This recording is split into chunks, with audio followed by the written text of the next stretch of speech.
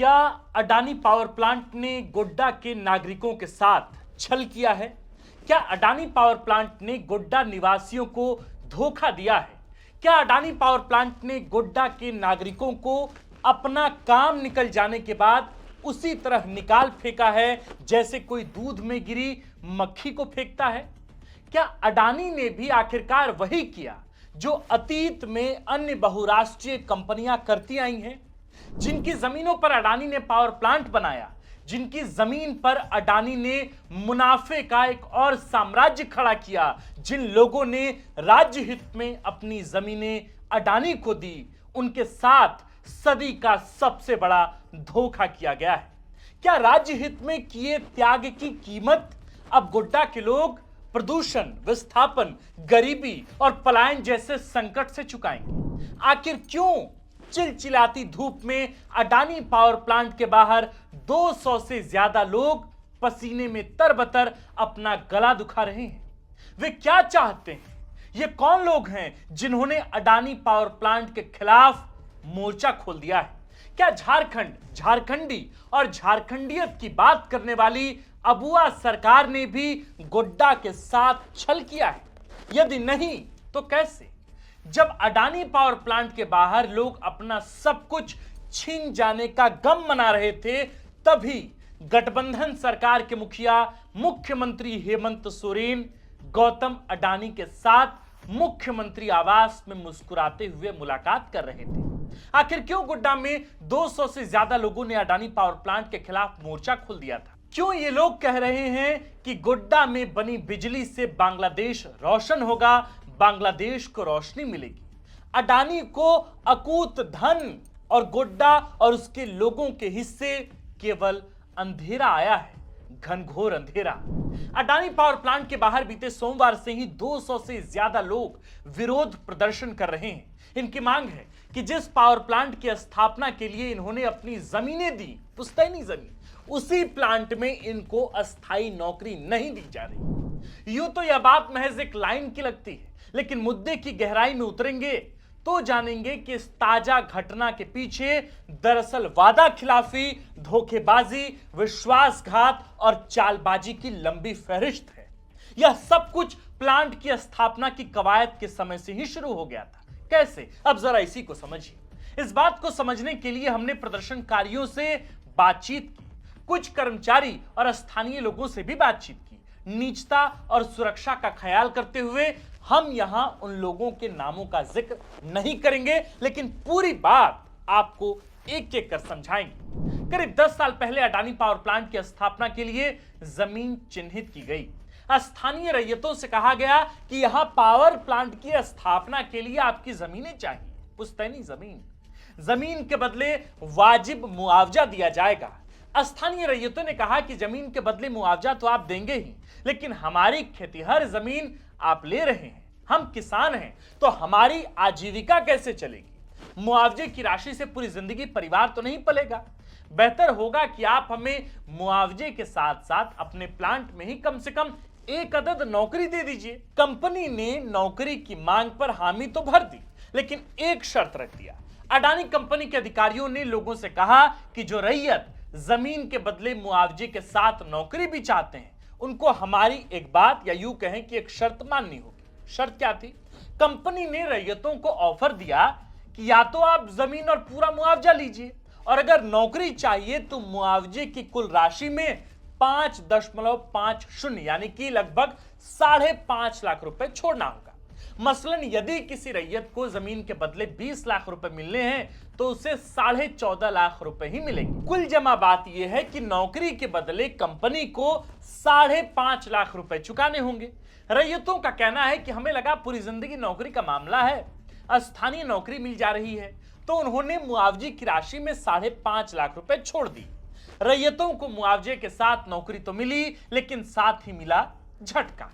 दरअसल रैयतों को अडानी पावर प्लांट में सीधी अस्थायी नियुक्ति की बजाय इनोव नाम की आउटसोर्सिंग कंपनी में अस्थायी नौकरी दी गई। यह नौकरी टेम्पररी थी। जब रैयतों ने सवाल उठाए तो कंपनी ने कहा कि अभी आपके पास प्लांट में काम करने के लिए जरूरी स्किल और एक्सपीरियंस यानी कि अनुभव नहीं है।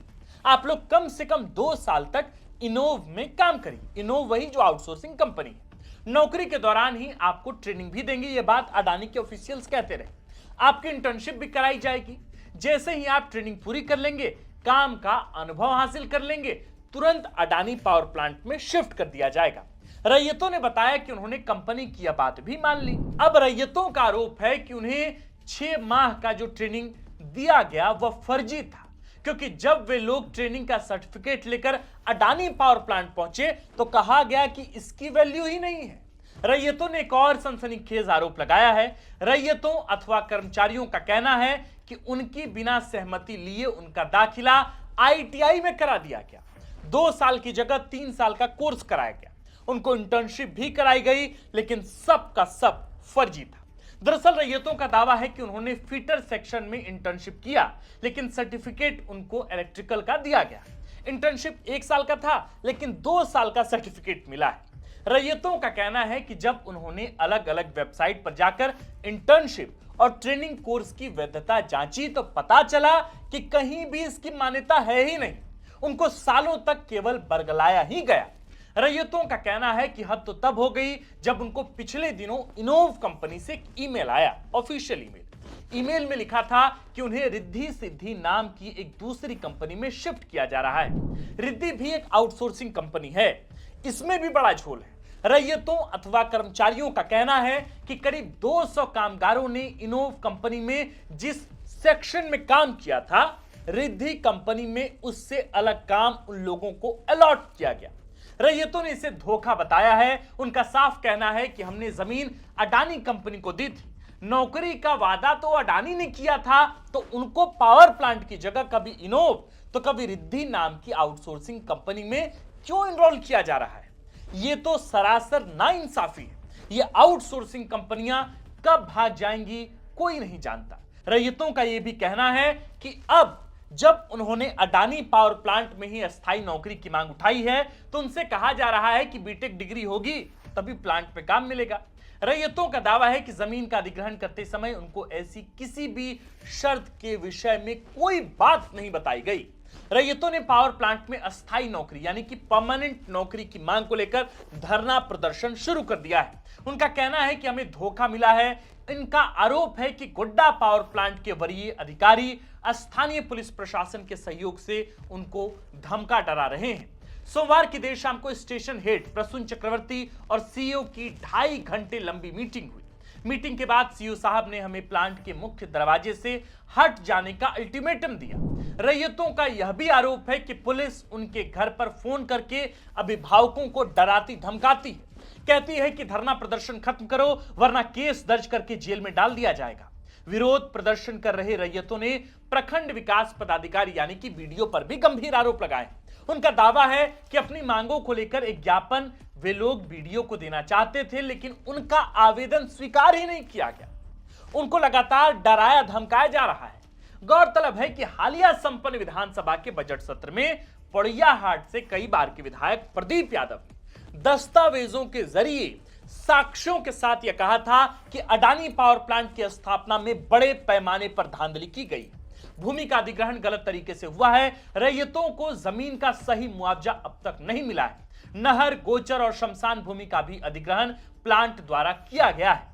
स्थानीय लोगों को प्लांट में नौकरी नहीं मिली। यहां तक कि जमीन के अधिग्रहण में संताल परगना टेनेंसी एक्ट यानी एसपीटी एक्ट का साफ साफ उल्लंघन किया गया है। प्रदीप यादव की शिकायत पर हेमंत सोरेन सरकार ने मामले की जांच के लिए उच्च स्तरीय कमेटी का गठन भी किया था। हालांकि इस बीच अडानी ग्रुप ऑफ कंपनीज के चेयरमैन गौतम अडानी और मुख्यमंत्री हेमंत सोरेन के बीच आत्मीय मुलाकात की तस्वीरें सामने आ गई। गौर कीजिएगा कि ये वही गौतम अडानी हैं जिनकी पिछले करीब 4 साल से राहुल गांधी पानी पी पी कर आलोचना कर रहे थे। भारतीय जनता पार्टी और केंद्र सरकार को अडानी का नाम लेकर घेरा जाता था। मुख्यमंत्री चुनाव से पहले चुनावी रैलियों में कहते हैं कि यदि भाजपा की सरकार राज्य में बनी, झारखंड में बनी, तो झारखंडियों की जमीन पर अडानी का कब्जा होगा। अब उसी अडानी के पावर प्लांट के बाहर जमीन गंवा चुके झारखंडी लोग नौकरी की मांग को लेकर धरना प्रदर्शन कर रहे हैं और राजधानी में उद्योगपति और राजनेता का अनुपम मेल हो रहा है। और सबसे दिलचस्प बात कि जिस गोड्डा लोकसभा से झारखंड विधानसभा में, या यूं कहें कि हेमंत सोरेन के मंत्रिमंडल में कई कई प्रभारी हैं, कई कई बड़े लोग हैं, कई कई कद्दावर लोग हैं। वे लोग उन प्रदर्शनकारियों से एक बार मिलना भी मुनासिब नहीं समझते। मसलन आप ये समझिए कि संजय यादव जो आरजेडी के कोटे से मंत्री हैं, वे अब तक उनसे मुलाकात नहीं कर पाए हैं। जहां तक मेरी जानकारी है, जब मैं ये वीडियो शूट कर रहा हूं तब दीपिका पांडे सिंह महागामा से चुनाव दूसरी बार जीत कर आई हैं, ग्रामीण विकास मंत्रालय उनके पास है, अब तक वे मुलाकात उनसे नहीं कर पाई हैं। इन तमाम प्रदर्शनकारियों के हिस्से का सवाल प्रदीप यादव ने सदन के अंदर उठाया था और इसके बाद ये तमाम चीजें होनी शुरू हुई। लेकिन इन तमाम चीजों के बाद भी आप देखिए कि किस तरीके से अडानी पावर प्लांट प्रशासन की मदद से वहां प्रदर्शन कर रहे लोगों को कायदे से डरा धमकाया जा रहा है। इन प्रदर्शनकारियों का उनको हक मिलेगा या फिर नहीं, यह हम भी नहीं जानते। रैयतों को नौकरी मिलेगी या फिर नहीं, इसका भी जवाब हमारे पास ठीक ठीक नहीं। रैयतों को मिलने वाले मुआवजे से करीब 5.5 लाख रुपए की कटौती भी कर ली गई। कहा था कि नौकरी देंगे, उनको अस्थायी नौकरी मिली, वह भी आउटसोर्सिंग कंपनी के जरिए। अस्थायी वाली नौकरी कब खदेड़ दिए जाएंगे कोई नहीं जानता। वे प्रदर्शन के सिवा कर भी क्या सकते हैं। बाकी आप मुलाकातें देखते रहिए, हंसी मुलाकात देखिए, मुस्कुराते हुए चेहरे देखिए और देखिए अडानी के बाहर आंदोलन कर रहे झारखंडी लोगों को, जो खतियानी लोग हैं, जो मूल झारखंडी हैं, जो झारखंड के रहवासी हैं, जिन्होंने अपने दादा के परदादा की जमीन आज अडानी के नाम कर दिए, उस कंपनी की स्थापना में महती भूमिका निभाई, पर आज वे एक आउटसोर्सिंग कंपनी के चक्कर में फंसकर अडानी पावर प्लांट के बाहर गले में एक सिर्फ अडानी का एक गेट पास लगाकर धरने दे रहे हैं, प्रदर्शन करने को मजबूर हैं। पर राज्य की अबुआ सरकार के कोई मंत्री जो उस इलाके से आते हों, उनकी नहीं सुनते। अब क्या हिसाब किताब है गौतम अडानी की सीएम हेमंत से मुलाकात के बाद? क्या बात है ऐसी कि प्रशासन भी अब वहां मूल झारखंडियों की नहीं सुनता? इसका समीकरण तो हमें नहीं पता, इसके पीछे का अर्थमेटिक तो हम भी नहीं समझ पा रहे। समझ तो सब लोग रहे हैं लेकिन कह नहीं पा रहे। आपको अगर लग रहा है कि आप समझ रहे हैं जैसा हमने कहा, तो आप कमेंट में नीचे कुछ कह सकते हैं। बाकी आप देख रहे थे फोर्थ पिलर। हमारा नाम आकाश आनंद है, कैमरे के पीछे है नीरज और इस खबर को लिखा है हमारे प्रिय साथी और कंटेंट हेड सूरज ठाकुर ने। जाने से पहले गुजारिश ये कि गोड्डा के जितने भी रहवासी हैं, अगर आपको वाकई लगता है कि जो लोग प्रदर्शन कर रहे हैं अडानी के पावर प्लांट के बाहर, उनकी मांग बहुत उचित है, वाकई उनके साथ गलत हुआ है, उनकी जमीनें पावर प्लांट में चली गई, ये वादा लेकर कि उनको अस्थायी नौकरी, परमानेंट जॉब दिया जाएगा, अगर आपको लगता है कि वाकई उनके साथ छल हुआ है, तो आप इसमें एक महती भूमिका निभा सकते हैं। इस वीडियो को हर एक झारखंडी के मोबाइल फोन तक आप पहुंचा सकते हैं। ये जिम्मा आपका भी है और हमारा भी। हमने अपना काम कर दिया, आप अपना काम कीजिए। इस वीडियो को अन्य लोगों तक जरूर शेयर कीजिए और अब तक चैनल को सब्सक्राइब न किया हो तो चैनल को सब्सक्राइब भी कीजिए। शुक्रिया।